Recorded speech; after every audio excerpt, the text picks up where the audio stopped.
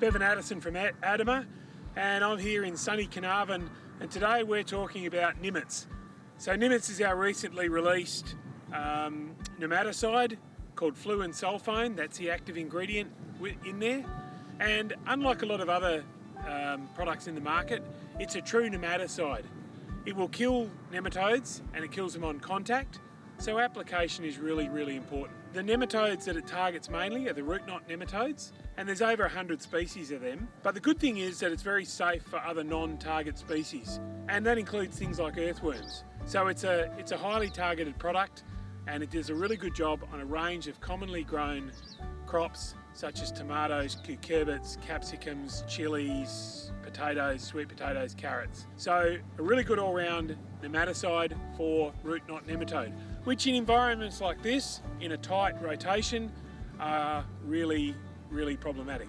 To get the best control, you need to get good coverage, good contact with the nematodes, and then leach the product out away from the root zone and get separation between your freshly planted crops and the chemical. So on a field like this, you would spray the whole lot with somewhere between 4 to 8 litres per hectare, and that decision will depend on your likelihood of nematodes, intensity of rotation, soil type, etc. So 4 to 8 litres per hectare, probably a couple of 100 litres of water, get really good coverage. You then mound it up and leach it. After about 3 days, you need to leach that chemical away.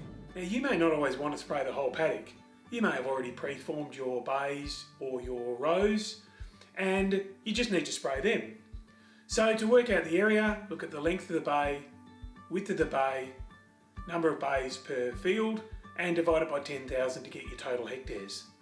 And you do the same sort of calculation if you're using rows. The only catch with that is under high pressure situations, those untreated areas such as your wheel tracks, they can be a source of reinfestation for nematodes later in the season. So under low pressure, this can work well. Under high pressure, probably best to spray the whole lot. So the chemical is really fast acting. Within about an hour of contact with the nematodes, it will paralyse them, they'll stop feeding, and after about 3 days, you'll have total mortality. You then need to leach the chemical away from where the roots are going to be. So you irrigate, leach it below the root zone, and then you can plant your crop about 7 days after application. If in doubt, you do it a couple of times to make sure that you have minimal chemical in contact with your freshly planted seedlings.